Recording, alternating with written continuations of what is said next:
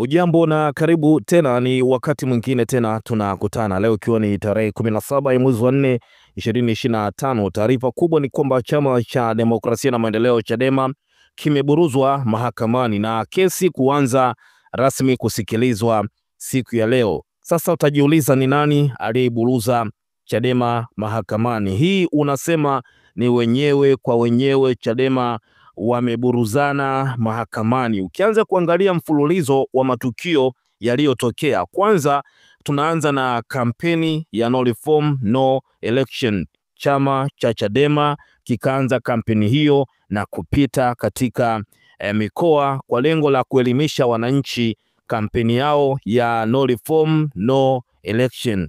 Wakiwa katika kampeni ya no reform no election, linaibuka kundi ndani ya Chadema la G55 kupinga kampeni ambayo ilipitishwa katika vikao maalum vya chama. Baada ya G55 kuibuka, lakini tukashuhudia tukio lingine, Tundu Lissu akikamatwa na kupelekwa mahakamani, lakini pia akakutwa na kesi ya uhaini. Hivyo jamhuri ikiwa inaendelea na upelelezi, Tundu Lissu yupo katika gereza la Keko na tarehe 24 atarudishwa tena mahakamani. Jamhuri itakuwa ishapata itakuwa ishafanya upelelezi, basi kesi itarudishwa tena mahakamani. Lakini wakati hilo likiendelea, tume ya uchaguzi ikatangaza kwamba Chadema imekosa sifa ya kushiriki katika uchaguzi mkuu 2025, na hii ni kutokana na kushindwa kuhudhuria kikao ambacho kilifanyika Dodoma kati ya tume, serikali pamoja na vyama kutia saini maadili ya uchaguzi, na kanuni zinasema kwamba usipotia saini maadili ya uchaguzi basi unakosa sifa ya kushiriki moja kwa moja katika uchaguzi. Leo limeibuka jingine ambapo aliyekuwa makamu mwenyekiti wa chama cha demokrasia na maendeleo Chadema Zanzibar, Said Issa Mohamed na wenzake watatu wamefungua kesi namba 8323 ya mwaka 2025 dhidi ya chama cha demokrasia na maendeleo Chadema, wakiomba mahakama kutoa amri ya kusimamisha shughuli zote za kisiasa zinazoendelea ndani ya chama hicho hadi hapo kesi yao itakaposikilizwa na kutolewa maamuzi. Imeelezwa kuwa kesi hiyo iliyofunguliwa kwenye Mahakama Kuu ya Tanzania masjala ndogo ya Dar es Salaam imeitwa leo Alhamisi tarehe 17 ya mwezi wa 4 2025 chini ya Jaji Hamidu Mwanga. Katika hatua nyingine, baadhi ya wajumbe wa baraza la wadhamini wa chama hicho wamefungua kesi dhidi ya chama chao wakidai kuwa katika utekelezaji wa shughuli mbalimbali za chama Zanzibar imekuwa ikitengwa. Akihojiwa na Jambo TV kwa njia ya simu mapema leo tarehe 17 ya mwezi wa 4, mwanasheria mkuu wa chama cha Chadema Dr. Lugemeleza Nshara amethibitisha uwepo wa shauri hilo mahakamani, ambapo amesema wanachama hao wapo watatu na madai yao makubwa ya msingi wanasema Chadema imekuwa ikitenga Zanzibar katika maamuzi ya mali za chama. Ni mambo makubwa ambayo yanazidi kutokea, Chadema wenyewe kwa wenyewe wakiburuzana mahakamani. Kama nilivyokuambia, wajumbe wa bodi ya wadhamini wa chama cha Chadema kutoka Zanzibar wamekiburuza mahakamani chama hicho pamoja na mambo mengine, wakilalamikia upendeleo katika mgawanyo wa rasilimali za chama pamoja na stahiki nyinginezo. Kesi hiyo ya madai namba ya mwaka 2025 imefunguliwa na Said Issa Mohamed. Sasa huyu Said Issa Mohamed yeye alikuwa anatambulika kama mwanachama na makamu mwenyekiti mstaafu wa chama hicho, tunamtambua hivyo.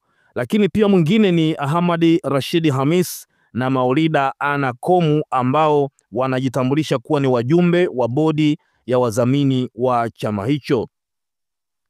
Katika kesi hiyo, kama nilivyokuambia, wanaiomba mahakama hiyo itamke kuwa wadaiwa wamekiuka sheria zinazohusiana na vyama vya siasa na katiba ya chama hicho.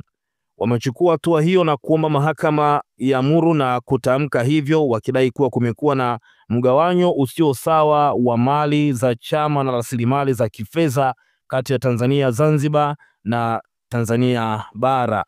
Pia wanadai kuwa kuna ubaguzi wa kidini na kijinsia pamoja na kutoa maoni na matamko yaliyo na nia ya kuvuruga muungano kati ya pande mbili za Jamhuri ya Muungano wa Tanzania.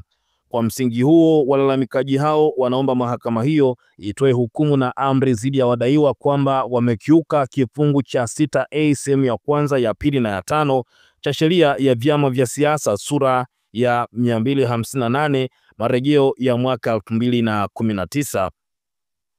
Pia wanaiomba mahakama hiyo itamke kwamba ugawaji wa fedha, mali na rasilimali kwa ajili ya shughuli za kisiasa na kiutawala kati ya Tanzania bara na Tanzania ya Zanzibar unaofanywa na wadaiwa ni kinyume cha sheria na ni batili. Vile wanaiomba mahakama itamke na kuwaelekeza wadaiwa kuzingatia kifungu cha 6A 1, 2 na 5 cha sheria ya vyama vya siasa sura ya 258 marejeo ya mwaka 2019.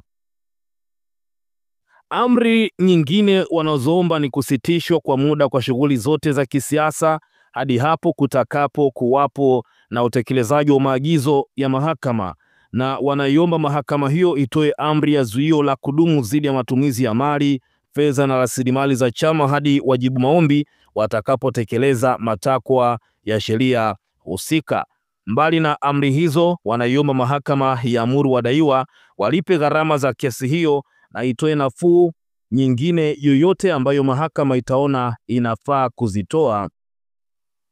Kesi hiyo iliyopangwa kusikilizwa na Jaji Hamidu Mwanga itaanza leo tarehe 17 Alhamisi ya mwezi wa 4 2025. Tayari mahakama imeshatoa wito kwa Chadema kupitia katibu mkuu kufika mahakamani wakati kesi hiyo itakapotajwa.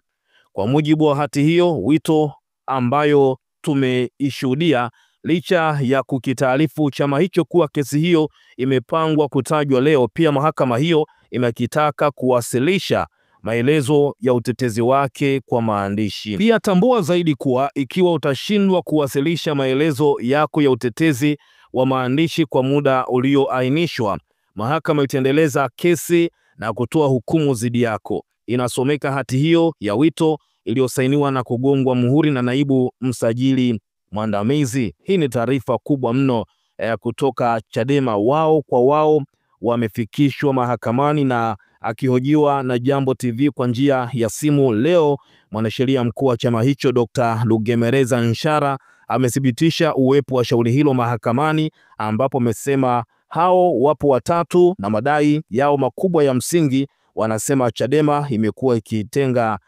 Zanzibar. Watu mbalimbali wamekuwa na maoni yao. Huyu wa kwanza anasema kwamba yani Samia anazidi kumwaga pesa kwa wanachama dhaifu wa Chadema. Lengo tu ni kuongeza upinzani Chadema. Viva Chadema, no reform, no election. Lakini pia mwingine anasema bado siku mbili tule pilau la Pasaka huko Lissu akiwa ndani. Lakini pia mwingine anasema kwamba hawa watashindwa na wanachama tutawaondoa. Lakini pia mwingine anasema kwamba nguvu kubwa inatumika kuivuruga Chadema na hakika haitafanikiwa. Wanaohusika wote na ujinga huu, tunamuomba Mungu afanye jambo kabla mambo hayajawa mengi. Wanaihujumu sana Chadema, ila wameingia kwenye uchaguzi wote, basi historia imevunjika. Lakini pia mwingine anasema kwamba Mbowe aliwazoea vibaya sana hawa vijana, hivi lazima wale kupitia Chadema. Mbona kazi zipo nyingi sana. Lissu kukata mirija ya udalali wa siasa ishakuwa ni shida kwao. Mwingine anasema kesi hizi wanataka wampe Tundu Lissu umaarufu mkubwa na chama kitakuwa kikubwa kuliko wanavyozania kukizofisha, maana